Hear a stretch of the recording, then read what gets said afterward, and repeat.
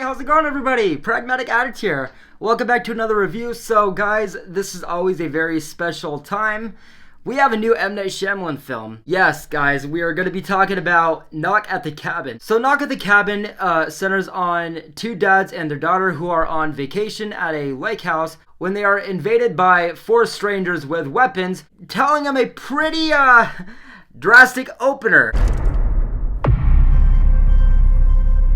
We were called and are united by a common vision, which has now become a command that we cannot ignore. Your family has been chosen to make a horrible decision. If you fail to choose, the world will end. Yes, they set them down, tie them up to chairs and everything, and basically say, one of your family members has to die. And no, you cannot kill yourselves. No, you cannot just wait this out. One of you has to kill one of the others, whether it's your partner or your daughter, or the world is going to end. And the more time that ticks, more people are going to be dying in the world and worse things are going to be happening around the world, slowly leading to the apocalypse. So I, just like everybody, and just like every M. Night Shyamalan film, I was both very nervous and worried, but both extremely and morbidly just curious. Because yes, Shyamalan is basically the top tier filmmaker of hit or miss. It's either going to be Signs or it's going to be The Fucking Happening.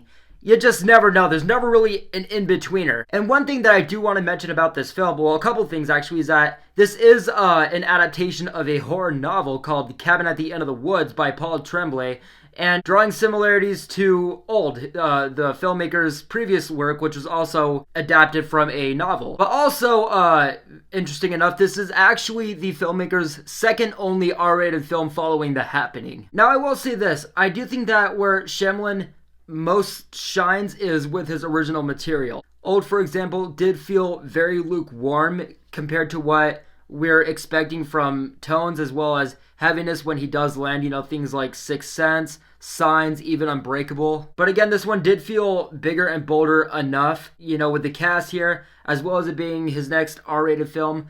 Also, an apocalyptic film like The Happening.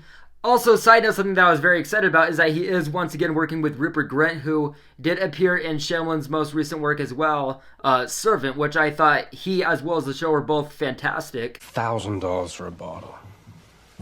Can you believe that?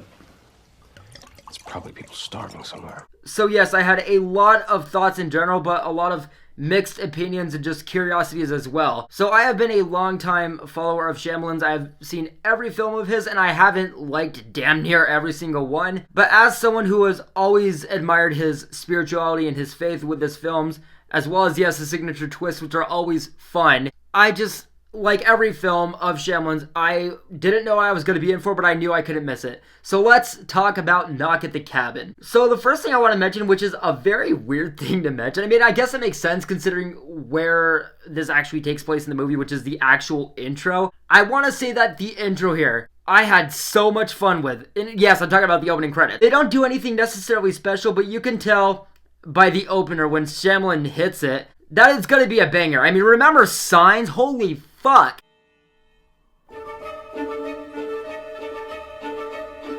I do think that this opener is the second best. When I say opener, sorry, I mean opening credits. I do think that is the second best intro to a Shyamalan film where you're just getting cozy. You know that the suspense is going to hit, and you know that if you like this film, which I think most people will, it's probably going to be one of his top tier, and it is. And I admired almost damn near everything about this film, but what I did really like the most, just in no specific order, one of the things I really did like is that this was going to be Shyamalan's first kind of home invasion film. I know The Village had some home invasion tropes to it, but as a standalone actual home invaders film, and not only that, but also combining that with an apocalyptic thriller, I will say it is tense, it is emotional, it is nerve-wracking, it is very psychological and very mentally draining in a lot of ways if you have anxieties about, mortality and biblical-based stuff. But also a huge grab for me, and this is a huge deal in general for this movie, is that this does feel like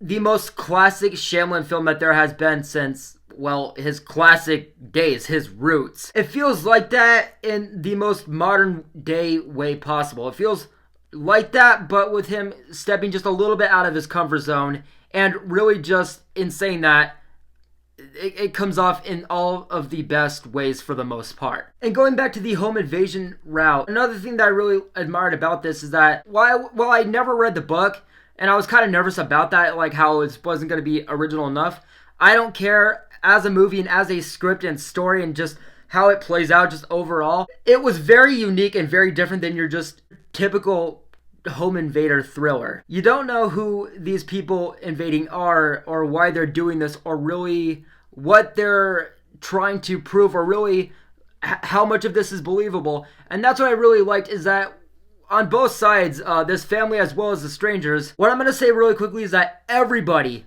literally everyone in this film crushes it. Dave Bautista, Rupert Grint, the young actress, the two fathers, everyone in this film absolutely tackles it and makes it their own in the best ways possible. This ensemble cast is absolutely immaculate in this film. But what I liked about it is that you actually sympathize with the strangers as well. Because I will say, this film is made as humane and cryptic as possible. You know, these strangers intrude the home and they're like right off the bat, like, look, we're not here to hurt you, we're not bad people. We were sent here in a form of common visions that we all had that is extremely urgent, and we need to tell you guys what this is about, and you're not going to like it, but this is what needs to be done. Going further into that, what I also admired is that you are both siding with like both sides because you understand both sides. The points that these strangers are trying to make, you get it. But also the points where these families are trying to make, where they're like, look, why should we believe you?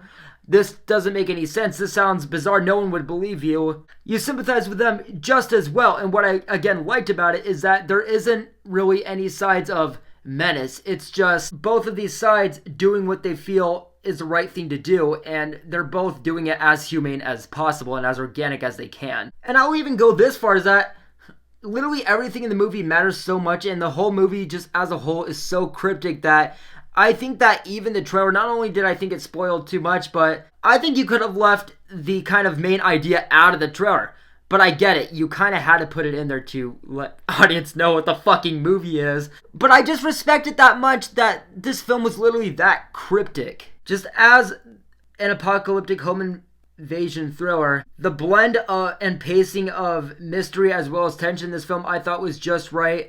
I thought the directing was absolutely superb. Like, literally not only as from M. Night Shyamalan, not only like an M. Night Shyamalan film, but just his directing skills in general, I thought were absolutely astonishing. I thought that they were some of the best that he's ever done, and I think that this really is one of the best M. Night Shyamalan films that we've gotten. And overall, guys, yeah, I'm gonna give Knock at the Cabin a positive review. Look, I know it's only February. What I can say is that obviously January was a bigger month. For January, I think it's what a lot of people are saying is one of the best Januaries we've gotten in years.